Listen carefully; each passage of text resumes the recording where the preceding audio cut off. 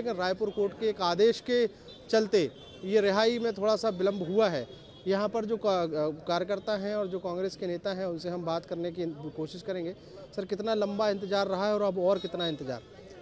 हम लोग अभी 12 बजे से खड़े हैं। माननीय भूपेश बघेल जी भी आने वाले हैं और हम लोग इंतज़ार में हैं। मोदी जी के जो कुरीति है, एक अपडेट या दिखा दूं कि यहाँ पर जो रायपुर कोर्ट से जो आदेश आना था उसका इंतजार अब खत्म हुआ है और यहाँ पर एडवोकेट जो है वो यहाँ पर रायपुर कोर्ट और कितना इंतजार करना पड़ेगा वकील साहब? वेट कर सकते हैं और इंतजार करना पड़ेगा जी जी। तो देखिए, ये जो है वो आखिरी आदेश, जो रिहाई का आखिरी आदेश है, उसको लेकर यहाँ पर जेल पहुँचे हैं और ये चैतन्य बघेल के पक्षकार हैं और ये उनका एंट्री हुई है, यहाँ से उनका प्रवेश हुआ है। और प्रवेश होने के बाद जो यहाँ के जो कार्यकर्ताओं को, यहाँ के जो समर्थकों को इंतज़ार करना पड़ा है, वो इंतज़ार कहीं ना कहीं अब ख़त्म होता हुआ दिखाई दे रहा है। और कुछ ही देर बाद यहाँ पर जो चैतन्य बघेल हैं वो बाहर आते हुए दिखाई देंगे। अब एक तस्वीर और दिखा देता हूँ कि यहाँ पर जिस जगह पर मैं खड़ा हूँ ये सेंट्रल जेल का मुख्य द्वार है, मेन गेट है और मेन गेट पर भारी कड़ी सुरक्षा जो है वो यहाँ पर की गई है। कड़ी सुरक्षा के बीच यहाँ पर लोगों को रोका जा रहा है कि वो यहाँ से अंदर प्रवेश ना करें। अब यहाँ पर जो कार्यकर्ता हैं उनसे और बात करने की कोशिश करूँगा कि आप लोगों को मैं काफ़ी देर से देख रहा हूँ, बड़ा लंबा इंतज़ार है, क्या बताया जा रहा है, क्यों इंतज़ार कराया जा रहा है? बस अभी वकील साहब आए हैं कागज लेके, अब थोड़ी देर में रिहा हो बाहर आएंगे चैतन्य बघेल जी। से इंतजार कर रहे हैं आप? हम तो अभी 10 मिनट पहले आए हैं। तो और भी लोग हैं, उनसे भी हम बात करने की कोशिश करेंगे और समझने की कोशिश करेंगे। ठीक है अंकुश, आप हमसे बातचीत करिए। फिलहाल अपडेट दर्शकों को दे देते हैं जो आप वहां से बता रहे हैं। बड़ी बात यह है कि अभी जमानत का जो आदेश था उसकी कॉपी लेकर वकील साहब जेल प्रशासन के पास पहुंचे हैं। वो कॉपी जब हैंडओवर की जाएगी उसके बाद प्रक्रिया आगे बढ़ेगी और कहा जा रहा है कि किसी भी वक्त चैतन्य बघेल उसके बाद जेल से बाहर आ सकते हैं। वहां पर आप समर्थकों का जमावड़ा देख सकते हैं। कांग्रेस पार्टी के तमाम नेता और कार्यकर्ता वहां पर मौजूद हैं जो इंतजार कर रहे हैं चैतन्य बघेल के बाहर निकलने का। एक बात लेकिन यहां पर यह भी है, और आप बातचीत भी करिए अंकुश वहां मौजूद नेताओं और कार्यकर्ताओं से, कि कल से भूपेश बघेल की तरफ से बात कही जा रही है कि सत्य परेशान हो सकता है, पराजित नहीं हो सकता है। अभी जमानत ही मिली है, ऐसा तो है नहीं कि एसीबी की तरफ से या फिर ईडी की तरफ से जांच में क्लीन चिट मिल गई है।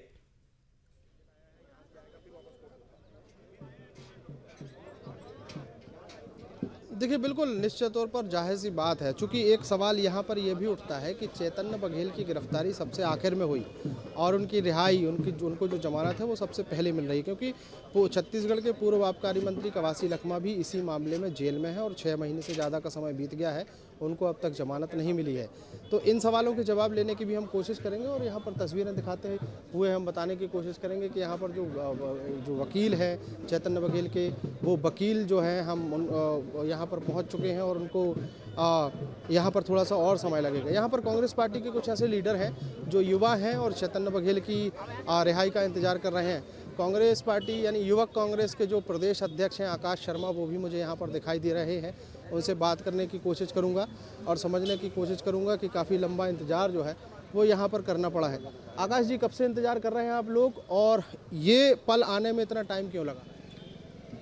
कहीं ना कहीं न्यायालय की प्रक्रिया है, न्यायालय की प्रक्रिया से होता है, लेकिन जैसे मैंने कहा था कि कार्यकर्ताओं में बड़ा उत्साह है कि जो न्याय की लड़ाई भूपेश बघेल जी ने पिछले 6 महीने से लड़ी है और जो तकलीफ मिला है ऐसे और जो राहत मिल न्यायालय ने दी है, न्याय की जीत हुई है, ऐसे कार्यकर्ताओं में खुशी भी है और सब भूपेश बघेल जी की खुशी में वो साथ हैं। पूरे प्रदेश भर के मानस लोग कि किस प्रकार से कैसे उनके कांग्रेस पार्टी को बदनाम करने के लिए, कैसे भूपेश बघेल जी को बदनाम करने की साजिश रची गई थी, उसके खिलाफ भी हमारी लड़ाई थी और जो आज जीत हमारी हुई है। आने वाले आप खासकर युवाओं में बड़ा उत्साह है और आने वाले अब नहीं बढ़ता जाएगा और युवाओं को जुम्म बढ़ता जाएगा और सब भूपेश बघेल जी के साथ है।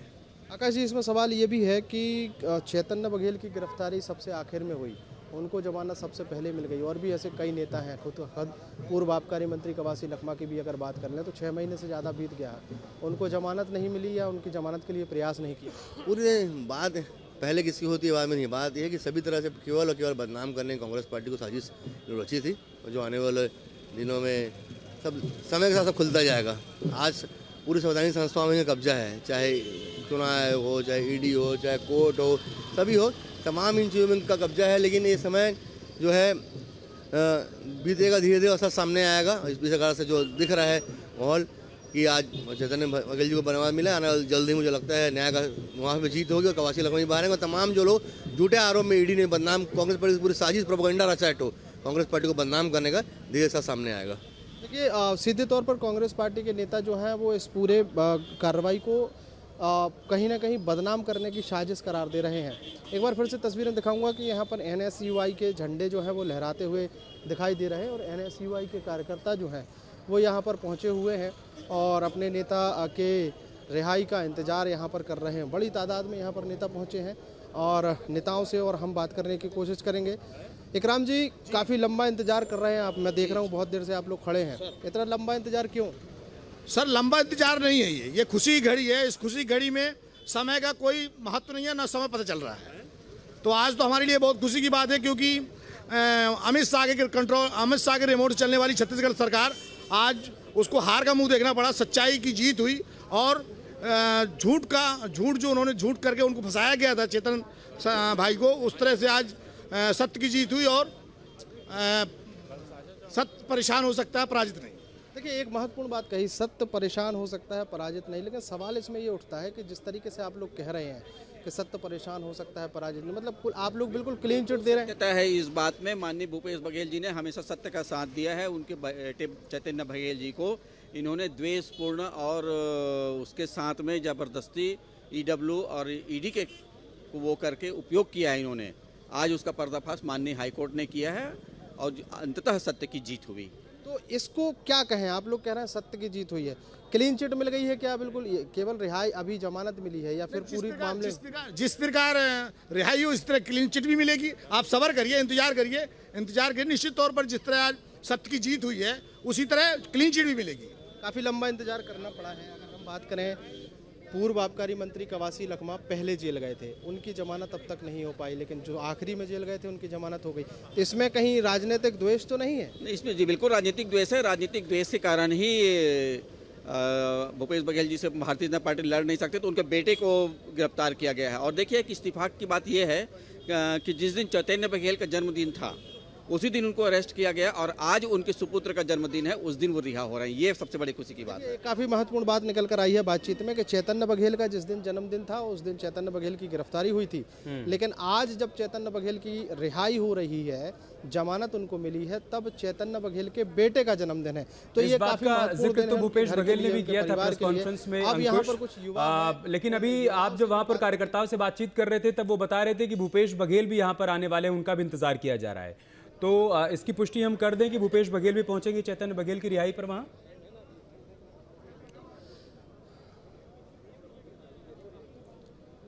देखिए बिल्कुल निश्चित तौर पर इस बात की पुष्टि कर सकते हैं कि पूर्व मुख्यमंत्री भूपेश बघेल अपने बेटे चैतन्य बघेल को रिसीव करने सेंट्रल जेल पहुंचेंगे।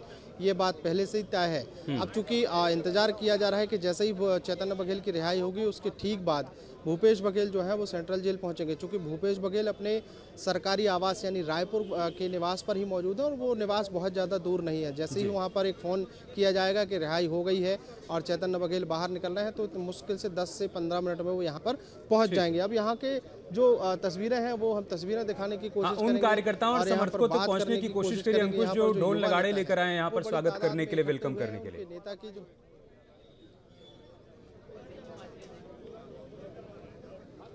देखिए बिल्कुल निश्चित तौर पर काफ़ी देर से हमने यहाँ पर ढोल नगाड़े की तस्वीरें देखी हैं और काफ़ी देर से यहाँ पर बाजे गाजे जो है वो बज रहे थे। युवा कार्यकर्ता हैं और NSUI के कार्यकर्ता जो है इंतज़ार कर रहे हैं, चूँकि काफ़ी लंबा इंतज़ार जो करना है। आप लोग ढोल क्यों बंद कर दिया? आप लोगों ने ढोल क्यों बंद कर दिया? आप लोगों ने बंद करने के लिए कहा है क्या? अच्छा, 1 घंटे का टाइम कहा गया है कि जैसे ही वो बाहर निकलने लगेंगे तब ये ढोल नगाड़े जो है वो आप बजाइएगा। तो अभी जो NSUI के कार्यकर्ता यहाँ पर देख रहे हैं, कुछ कांग्रेस पार्टी के वरिष्ठ नेता जो हैं वो भी यहाँ पर खड़े हुए हैं, वो भी इंतज़ार कर रहे हैं। बाकी सेंट्रल जेल के बाहर की अगर हम तस्वीरों की बात करें तो बड़ी सुरक्षा व्यवस्था यहाँ पर लगाई गई और उस सुरक्षा व्यवस्था के ठीक बाहर बड़े कांग्रेस पार्टी के तमाम कार्यकर्ता और नेता जो हैं यहाँ पर पहुँचे हुए हैं। पूर्व विधायक जो हैं वो भी यहाँ पर इंतज़ार कर रहे हैं कि चैतन्य बघेल का जो है वो उनको रिहाई होगी। और कितना इंतज़ार? काफ़ी लंबा इंतज़ार तो हो गया। देखिए अब आधा 1 घंटा मेरे ख्याल से और लगेगा उसके एक एफिडेविट के कोई साइन कराने के लिए वकील लोग आए हैं, साइन करा के जाएंगे। वहाँ की प्रक्रिया पूरी हो गई है और जैसे आएंगे तो मेरे ख्याल से तुरंत हो जाएगा। अच्छा, मतलब अभी मान के चलिए 1 घंटा और इंतजार, घंटा लग सकता है और आधा घंटा 1 घंटा और जो है वो इंतजार करना पड़ेगा। फिलहाल ये इंतजार सुबह करीब 9 बजे से 10 बजे से यहाँ के कार्यकर्ता करते हुए नजर आ रहे हैं। जैसे ही कल खबर मिली थी कि हाई कोर्ट की तरफ से चैतन्य बघेल की जमानत जो है वो मंजूर कर दी गई है और उसका आदेश निकाल दिया गया है, उसके बाद से कांग्रेस के कार्यकर्ता चैतन्य बघेल के जो समर्थक हैं उनमें और पूर्व मुख्यमंत्री भूपेश बघेल के समर्थकों में काफ़ी खुशी का माहौल है। कल ही हमने देखा कि कहीं आतिशबाजी होती दिखाई दे रही थी, कहीं पटाखे फूटते हुए दिखाई दे रहे थे। आप इस केस को करीब से देख रहे हैं, जब से जांच प्रक्रिया आगे बढ़ रही है, जितनी गिरफ्तारियां हुई हैं बहुत बारीकी से आप मॉनिटर कर रहे हैं। थोड़ा सा दर्शकों की समझ के लिए इसका बैकग्राउंडर भी बताइए कि कैसे 3200 करोड़ के इस घोटाले को अंजाम दिया गया, कैसे खुलासा हुआ, कैसे जांच प्रक्रिया आगे बढ़ी और कैसे एक के बाद एक गिरफ्तारी हुई, ताकि दर्शक समझ पाएं कि बैकग्राउंड क्या है इस केस का।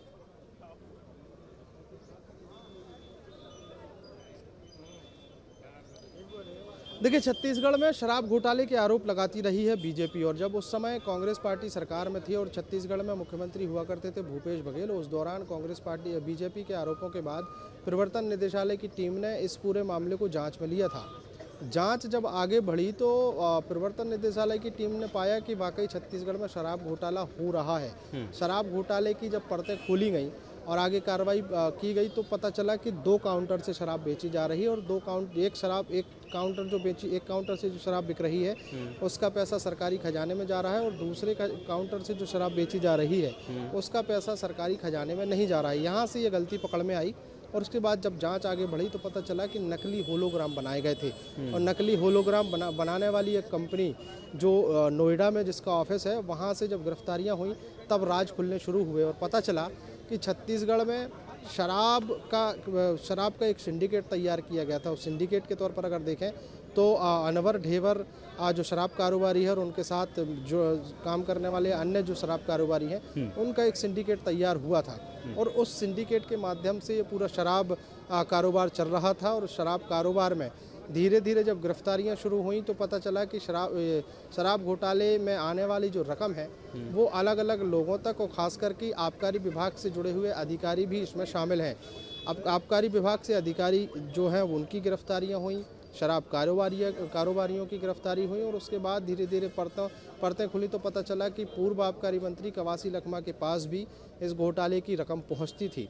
तमाम गिरफ्तारियों के बाद जब करीब 6 महीने चैतन्य बघेल की गिरफ्तारी हुई तब पता चला कि ये जो पूरा सिंडिकेट था शराब घोटाले को अंजाम देने वाला, उस सिंडिकेट के जो मुख्य कर्ता धर्ता हैं वो चैतन्य बघेल हैं। ऐसे आरोप ईडी ने लगाए थे। ईडी के आरोपों के बाद उनकी गिरफ्तारी हुई। गिरफ्तारी के बाद उनको जब न्यायालय में पेश किया गया तो जेल भेज दिया गया। पूर्व आबकारी मंत्री कवासी लखमा, कई जो आबकारी विभाग से जुड़े हुए जो अधिकारी हैं वो भी जेल में हैं। और ख़ास बात यह है कि इस पूरे सिंडिकेट में जो काम करने वाले शराब कारोबारी थे उनको भी जेल हुई थी। अब तमाम लोगों को जेल होने के बाद कई बार जमानत याचिकाएं लगाई गई। जमानत चाहे वो हम सेशन कोर्ट की बात कर लें, हाई कोर्ट की बात कर लें या सुप्रीम कोर्ट की बात कर लें, तमाम जो कोर्ट में जो जमानत याचिकाएं लगाई गई, कई बार जमानत याचिका नामंजूर हुई। अगर इसी के अलावा जब ईडी की कार्रवाई चल रही थी तो इसी मामले में ईडी के एक पत्र के आधार पर एसीबी और ईओडब्ल्यू ने भी एक एफआईआर दर्ज की थी। तो एसीबी और ईओडब्ल्यू की कार्रवाई अलग शुरू हुई। मतलब 2 जांच एजेंसियों के दायरे में तमाम जो लोग जो गिरफ्तार हुए थे उनके खिलाफ अलग अलग एफआईआर दर्ज की गई। अभी चैतन्य बघेल को एसीबी तो मामला मनी लॉन्ड्रिंग का भी था और करप्शन का भी था। अब जो इस विशेष अदालत है जी, देखिए बिल्कुल निश्चित तौर पर मनी करप्शन का था। करप्शन से जो आने वाला जो राशि थी वो मनी लॉन्ड्रिंग में तब्दील हुई और ईडी ने जब कार्रवाई की है तब अपने प्रेस नोट के माध्यम से स्पष्ट भी किया है कि कितनी राशि किसके पास पहुंचती थी, कौन राशि ले जाने वाला होता था, कौन सी राशि कहाँ खर्च की गई है, तमाम परतें खुली हैं। हालांकि अब इन तमाम कार्रवाइयों के बीच एक बड़ी बात जो है वो ये है कि चैतन्य बघेल को जमानत मिली है और चैतन्य बघेल जमानत पर रिहा हो रहे हैं। तो एक महत्वपूर्ण जो पावर है वो अब बचाव पक्ष के पास आ गया है कि इस ग्राउंड पर इसको ग्राउंड बनाएंगे ताकि बाकी लोगों की जमानत याचिका को आगे बढ़ाया जा सके। आप बने रहें कुछ हमारे साथ। आपके मोबाइल पर तुरंत आएगी ब्रेकिंग न्यूज, स्क्रीन पर सबसे पहले दिखेगी बड़ी खबर, देश दुनिया की हर खबर एक जगह। अब आपके मोबाइल पर तुरंत फटाफट इंस्टॉल कीजिए न्यूज नेशन ऐप और रखिए खुद को अपडेट।